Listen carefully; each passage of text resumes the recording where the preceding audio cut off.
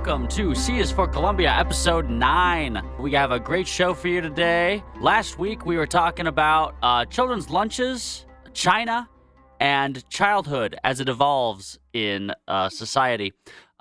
This week, well, I'm not sure what we're going to talk about, but you know who does know? Sam knows. So Sam, take it away. Yeah, absolutely. So a lot of exciting news has happened since the last time we've done one of these podcasts. What I wanted to open up with is that Nikki Haley is officially running for president. So this is Trump's first official challenger. She's the only other person at this point, I believe, who's declared to be a presidential candidate. So a couple of questions. First off, how well is she going to do? What does her base look like? Ideally, who does she appeal to? How well does she do in the primaries? One other thing I'd add to that is, is she really running for president, or is she running to be another cabinet position potentially? Because we do see that sometimes with these presidential candidates. I think you go back and look at like Mayor Pete. I don't think he really thought he would be president, but he did get a cabinet position. So there's that aspect to it of, is she really running for president, or is she running for a position in the Ron DeSantis potentially? I think that's what she would prefer. Cabinet, who's her base? And I guess one thing I'd ask is, how is she different in terms of Trump on policy? She actually was interviewed by Sean Hannity, and Hannity did, pretty much straight up ask her, like, what makes you different from Donald Trump? How are your policies different from Donald Trump's policies? And she had a very hard time answering those questions. So, yeah, I mean, this is kind of the start, right? I mean, this is the exciting part of the year. We're already kind of getting into the primaries. And, we have a couple of candidates and a few potential candidates. We'll talk about another one of those potential candidates later on in the program. But with Nikki Haley, I'm not sure. I don't know that she really has much of a chance to be the nominee. I'm not really sure who her base is. I think ultimately most people are kind of under the impression it's going to be Trump or DeSantis. And it's unclear to me, does Nikki Haley take away from Donald Trump's space, or does she take away from Ron DeSantis' space? And could a crowded primary field hurt Ron DeSantis if, he does, as we were all predicting, announce that he's going to run for president? So it's interesting, though. I mean, it's, one of the first candidates to run. Obviously, Nikki Haley, very successful governor, served in the Trump administration for a period of time. I do remember when I was younger, she was kind of seen as a rising star, bit of a younger candidate in politics. And I don't know, I guess the question is, has she hit her ceiling, or is there a path for Nikki Haley to get elected president? Like you said, DeSantis is kind of the Trump without Trump candidate, or the Trump without Trump appearance at the moment. And also, there's going to be, and I do believe there's going to be a lot more media, a conservative media base, a media base that is not willing to give people that make outrageous claims just off the cuff a whole lot of press time and a whole lot of free press. Unlike in 2016 when Trump was rising star. So, and I also don't believe that Trumpism will survive without Trump personally. I think that Nikki Haley is presenting herself as a Trumpist Republican, and she will eventually peel that away and reveal typical conservatism rather than Trumpism. And I think that a majority of the Republican constituency are expecting that. So, although there might be some support for her right now, and she has announced her candidacy, and time will tell if I'm right, but I don't foresee her being a huge key player in the primaries. She'll get some campaign time and some debate time. But other than that, I don't really foresee her making much progress. Right. And I mean, I think like my advice to her, like if I was working on her campaign, is it's like you're going to have to find your own identity. And if you spend too much time kind of going back and forth of like wanting to get Trump's voters, but not wanting to be like Trump, like you're going to have to find your own identity. And you're going to have to just kind of like brand off of that. Now, some of her positions have been pretty interesting. She stated she wants all presidential candidates, I think over the age of 70 or 75, to have some sort of mental health evaluation or something, which, wonder what that's in reference to. Oh, Like, I don't know. But kind of, I feel like every candidate does have like that one sort of wacky, look at me, I'm different position. And I've never, really seen ageism before in a presidential candidate, but I guess we got it. I guess it could apply to Trump too, it could, but I yeah. think we all know who she's speaking in regards to. So, besides that, I mean, I don't really see anything else in her campaign so far. And like I said, it's still early. She still has time to present positions and stand out in debates. But yeah, I'm just not really seeing anything that unique at this point. So we'll see. Maybe we'll revisit that later. But it is exciting though. Like, the primaries are upon us, and yeah, I wasn't surprised that she ran. I think ultimately what I would say, she's probably going to be, if I had to compare her to a 2016 candidate, maybe like the Marco Rubio of the election, like kind of establishment, younger, appeals to maybe more moderate voters, but maybe I'm misreading this situation. But I do kind of see some parallels between her and Marco Rubio. But, I could be off base there. That's just kind of the first impression I got, just based on how I know Nikki Haley and, what her positions have been within the Republican Party historically.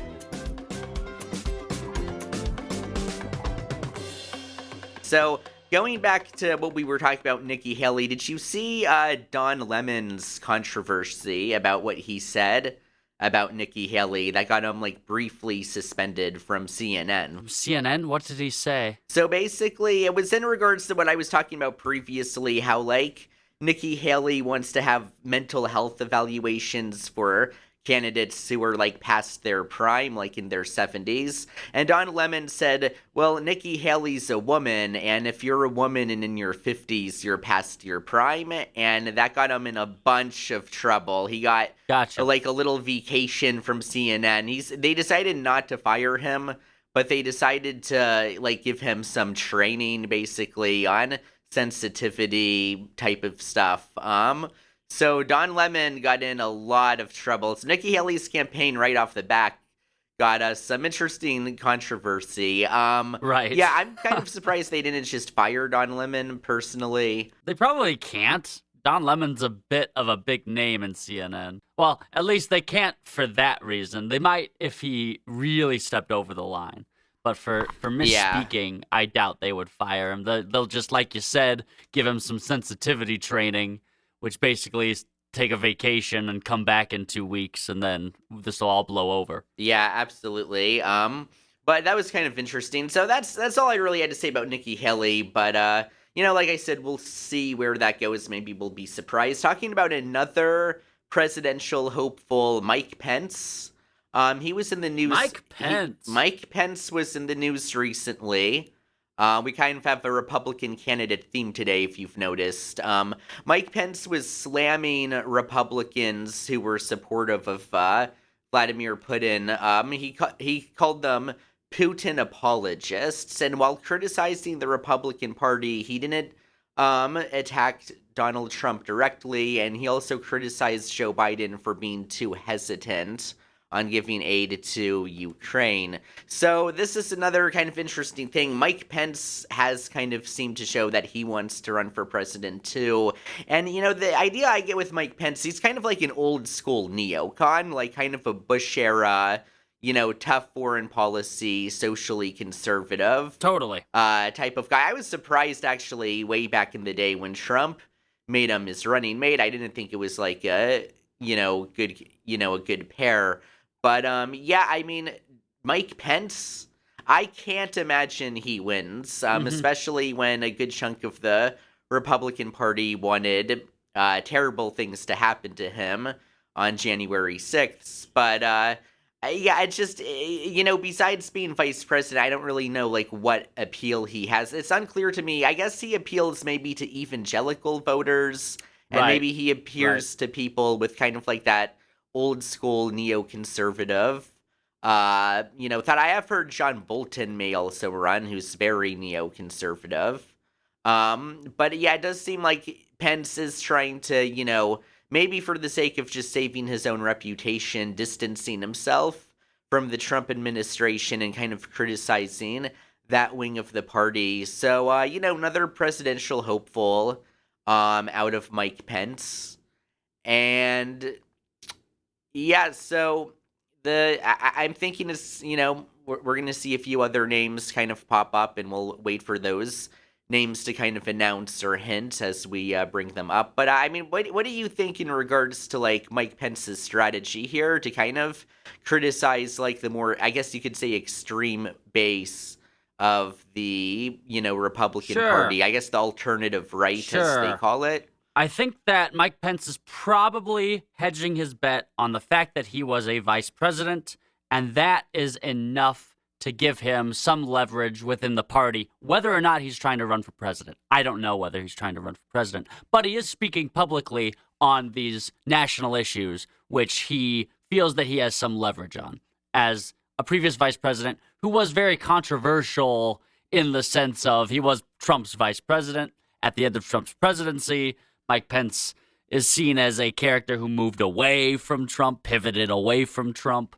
Of course, the way that he pivoted away is up for debate. Whether or not he was doing any political pivoting or he was just following procedure, that's up for debate. Whatever. That's probably water under the bridge for him at this point. Nevertheless, he was a past vice president, and he's probably using that political leverage to make take positions which are reining in Trumpism in that sense. And what I mean by that is he was accusing Republicans of being Putin apologists, so apologizing for the behalf of Putin and what Putin is doing in the Ukraine war, and trying to explain that away as a necessary evil or what have you. And he's trying to pivot away from that, probably because Trumpism relies so much on focusing on containing China and using Russia in order to contain China. So a lot of that apologism probably comes out of that.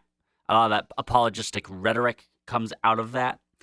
And and Pence is pivoting away from that, speaking in a way that removes him from Trumpism in general. Whether or not he's trying to run for president, I don't know.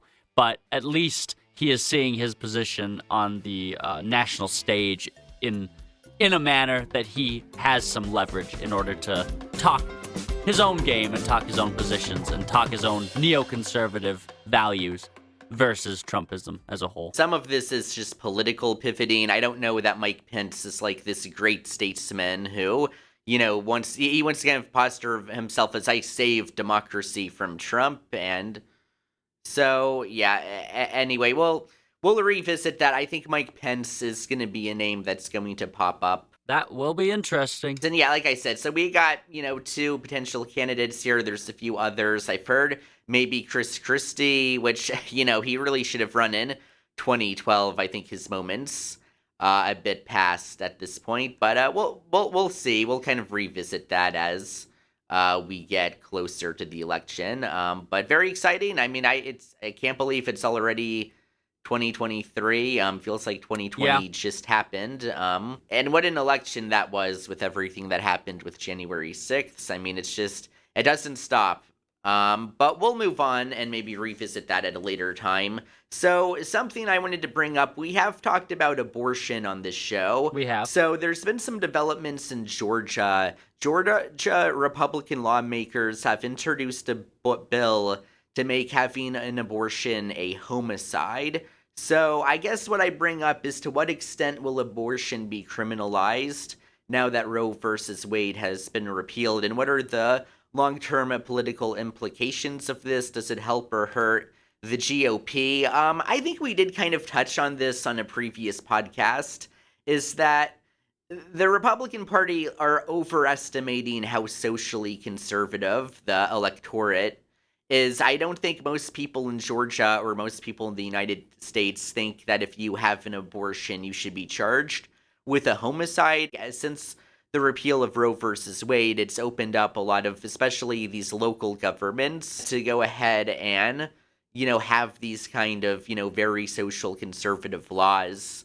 And I guess, like, the question is, this is something that probably hurt the Republican Party in the 2022 midterm elections. It probably hurt them, and it's the type of thing that's going to scare off a lot of independents. It's going to scare off a lot of young voters. What doesn't make sense to me is the Republican Party does have a lot of things they could run on that are popular with a lot of people. There's a lot of issues that, whether you agree with this mindset or disagree with it, the Democrats do look weak on certain issues: inflation, crime, so on and so forth, just kind of that, political science analysis. But Republicans seem to be focusing on two things. One we've talked a lot about on this show, which is election denierism, which I won't expand on too much, but it was one of the factors that probably led to Carrie Lake, for instance, losing her governor race. And then also just these, like, very hardline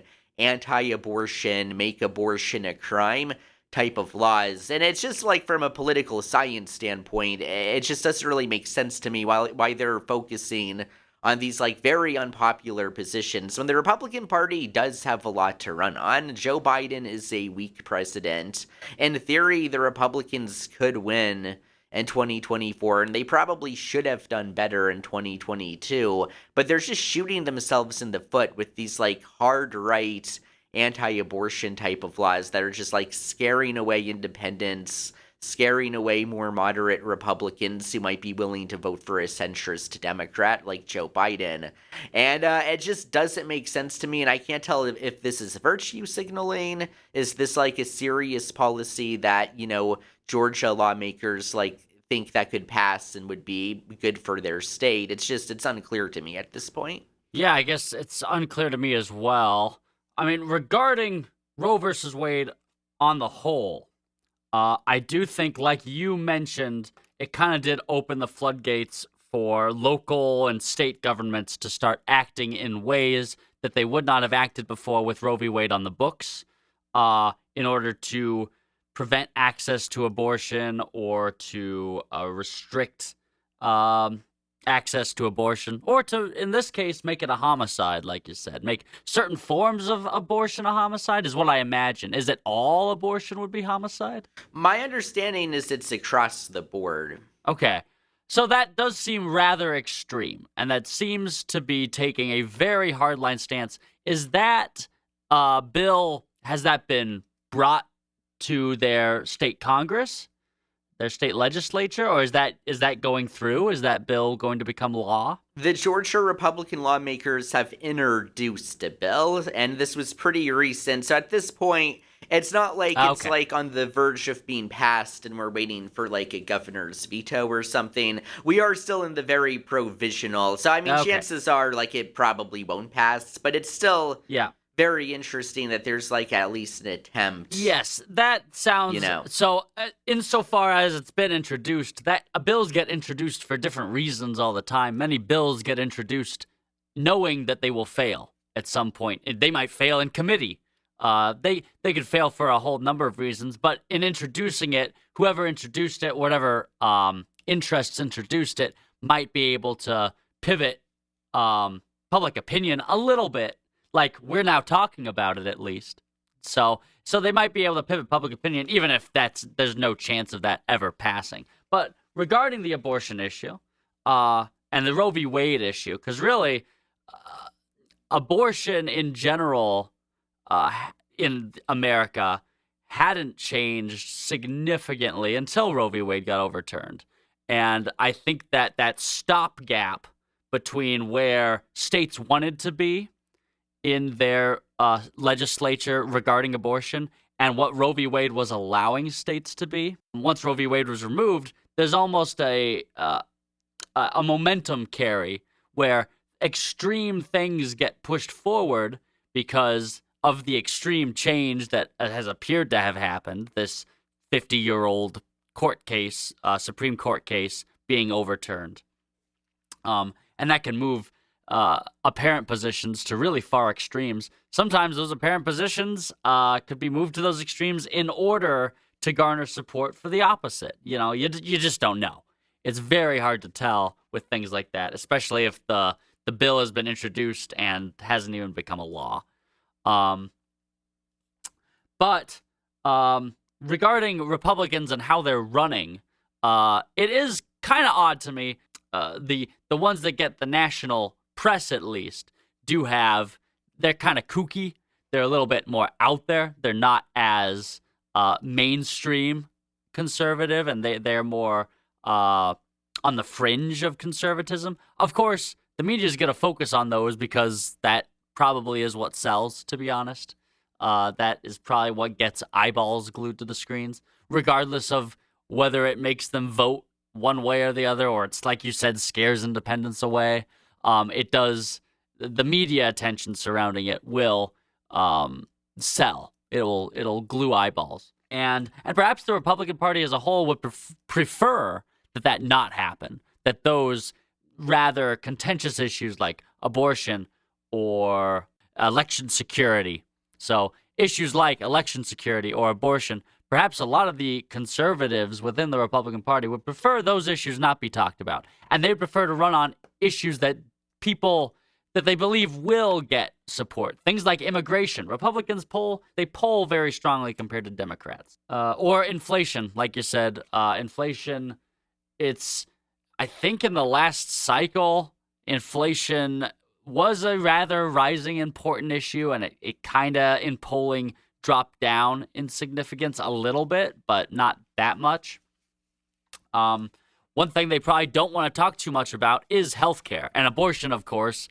The Democrats want to include abortion into the net that is healthcare. They want to label it as healthcare because Democrats poll really well on healthcare. So if they can make a rather national issue about something they poll really well on and kind of bring that under their wing, well, yeah, of course they're going to want to do that. And it's an easy thing to do because abortions happen in clinics, and clinics are healthcare facilities in general, so it's not a hard ask to then push abortion into a healthcare position. And talking about healthcare usually helps Democrats, whereas something like immigration or inflation or foreign policy, a lot of the times, China containment in general, usually polls pretty well with Republicans, at least from what I've seen in the last few months.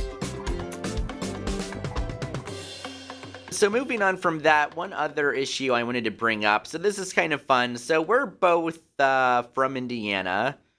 We are from the Hoosier State. That's right. Indianapolis Star just run an op-ed saying that Indiana is losing millions of dollars to its neighbors for not legalizing marijuana. Some interesting things here. Indianapolis did decriminalize weed in 2019. Indiana does not have legalized weed for either medical or recreational use.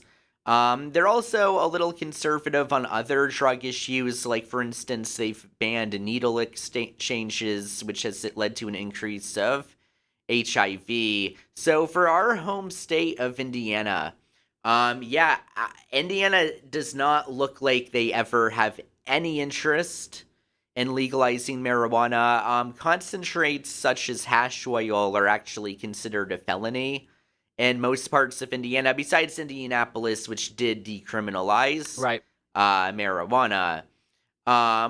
But so from our home state, little go back to home perspective. I mean, what is it with some of these more conservative states? What's kind of like stopping marijuana? Because we've seen marijuana get legalized in a lot of states, even a couple of a little bit more conservative states like Alaska in 2014. I remember that really surprised me. But Well, we're kind of at the point where, like, the cool states have legalized weed, and the states you probably wouldn't really want to visit don't have legalized weed.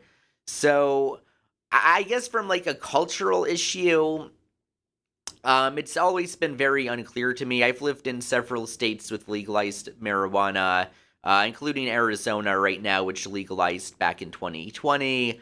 But is it all like money? Is it all big pharma? Is it all, the drug companies not wanting people to have alternatives to pain medication? Is it more of a cultural, maybe even religious issue? I mean, I know states like Indiana have like a very strong Mike Pence style social conservatism.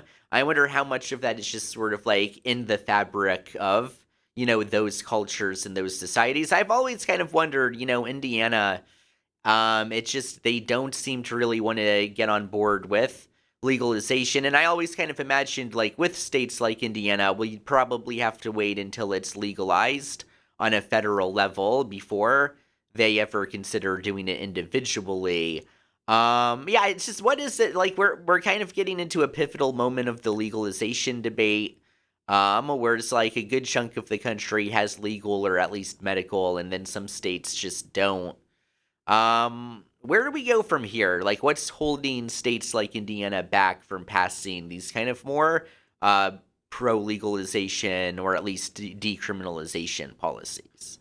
Well, a large factor that went into at least a lot of the early legalization of medical and recreational use marijuana seemed to be having a state that had a large, relatively blue city within it, or a few relatively large blue cities within them. And I think a lot of that has to do with the industry of marijuana versus the conservative notion of uh, as a sin or as a sinful thing to legalize, a values thing, a moralistic thing. Rather, I think that it has more to do with a larger blue city inside of a state gives a large incentive for that industry to start pushing the legislature within that state to legalize it and to lobby that legislature in order to legalize it. Without that incentive, I don't think the industry surrounding marijuana will put much money into trying to get the state to legalize because they don't see much opportunity there. And the cost to do so, the cost of doing business in lobbying to get it legalized, is just not going to produce enough, in their minds, enough profit. That's what I think the bottom line is. I don't think it has so much to do with the moralistic side of things. So whether or not marijuana is this good thing or bad thing or whatever, I think rather that there's not enough pull to lobby for it.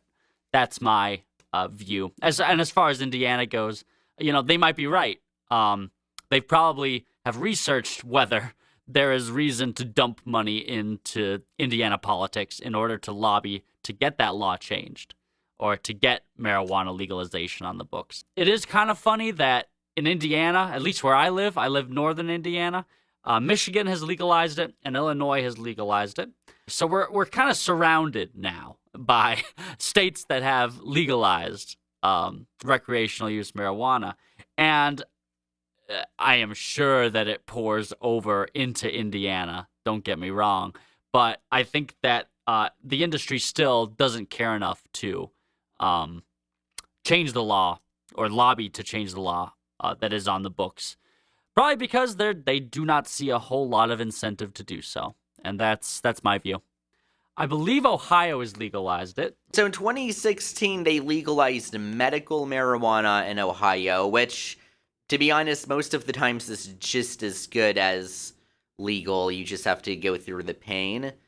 Looks like there is an initiative for 2023. Let's see here. So it was reported that Ohio's Secretary of State, Frank LaRose, resubmitted the measure to the Ohio General Assembly. If the legislature does not approve the measure, it will go on the ballot for Ohio voters in 2023. Oh, okay. Okay, so that could be a thing. I do remember back in 2015 when I was doing my bachelor's degree, Ohio was voting on legalizing it, and it got like a third of the people voted to legalize, and I think part of it is that even the people who wanted weed legalized didn't like that bill for some reason. It was such a long time ago. I don't remember, but I remember like a lot of like stoners kind of saying like, yeah, this is a crappy bill. We could do better. But I do remember in 2015, I actually like stayed up and like watched that on my computer. Like only a third of like people in Ohio voted to legalize it, which of course that was kind of a while ago. In 2 years, that'll have been Gotcha. a decade just about. So okay, that could be interesting. So we can revisit that later this year, see if Ohio legalizes weed. I mean, Ohio is not a very cool state in my experience. So if Ohio legalizes it, then I don't think Indiana really has an excuse. I do remember Michigan legalizing it back in 2018. So yeah, I mean, you can imagine there's probably a lot of people in Indiana that go up to Ohio or go up to Michigan and stock up, especially those in northern Indiana. So yeah, we'll see. I think if Ohio legalized it, I mean, I guess at least in Indiana, no matter like which part of the state you live in, you'll have an option pretty much. Have a Right. little Any border. vacation. Yeah, just get a hotel room and some edibles and just party. I think that's been a great show. We've talked about some presidential candidates and hopefuls, some important social issues that I think are going to matter in the 2024 election. Democrats probably should be more vocal about wanting to legalize marijuana because it is a popular issue.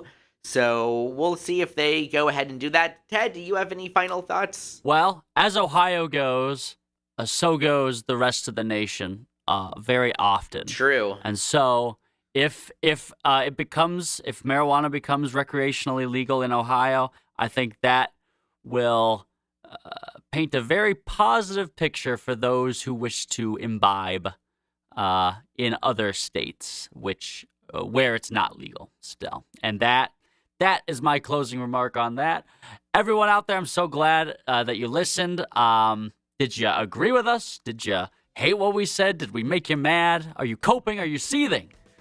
Please let us know in the comments, and please like and subscribe. It would really help us. Thank you so much, and we'll see you next time.